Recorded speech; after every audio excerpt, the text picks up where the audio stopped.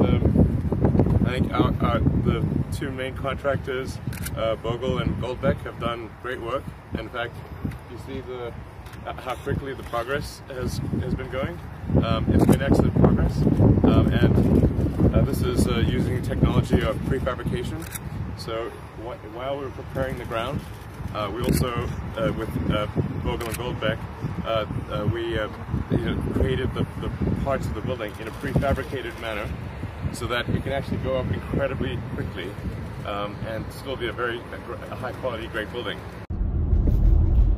I want to give a big shout out and kudos to Tobias Lind, who posted this video interview of Elon Musk the other day in Berlin. He's visiting the Gigafactory in Berlin, and I'm going to put a link for the entire video below so you can watch the whole thing. Really kudos. I just want to comment on a few things that he actually said, and the first thing he talked about was the progress of the Gigafactory building, discussing the technique of prefabricated structures that will make building the Gigafactory extremely fast and efficient. Oh, I believe in speed, and I think also, well, I mean, to be more serious for a second, it's I think very important for climate that we move quickly. So it matters to no, but I think it's very important that we accelerate the transition to sustainable energy, and that we move as quickly as possible. And so this is the reason for the sense of urgency. And I've been saying this for a long time, and it's good to see some of the companies like VW taking this very seriously now. But still, only a very small percentage of the cars that are made are electric. And then there's, I think we'll do maybe more than cars here. We'll also, I think, probably be building some batteries and cells and some other things here. So that'll be good for stationary storage of wind and solar.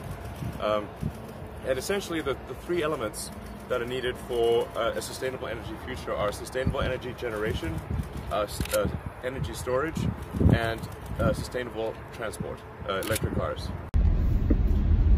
Elon obviously also emphasizing the importance of building the factory as fast as possible because of the urgency of going towards sustainable energy. He also actually said that batteries will be built in this factory. This is a really ideal place to have our first factory in Europe, and we're also going to do more than we'll start off with the factory, but then we're also going to do some original engineering and design work. And I think I may mention that the Berlin paint factory will be the most advanced paint factory of any car factory in the world. And I think this is going to be really cool. It's going to be, actually, to be totally frank, better than the one in the US, but whatever, we'll upgrade the one in the US later. Yeah. So it's a really cool multi-layer paint system, and we're going to have a color lab here, and it's going to be really cool. So it's engineering and design as well as manufacturing. So. Okay, he continues to talk about the innovation and the advanced manufacturing techniques and capabilities. Interestingly enough, he talked about paint. It's going to be the most advanced paint shop in the world, and actually he alluded that the United States factory in California will eventually get an upgrade, basically admission of something I talked about on my channel a lot, especially with my Model Y that I'm driving now, regarding the quality control, paint, and all those things. And he talked about other innovations that are coming up.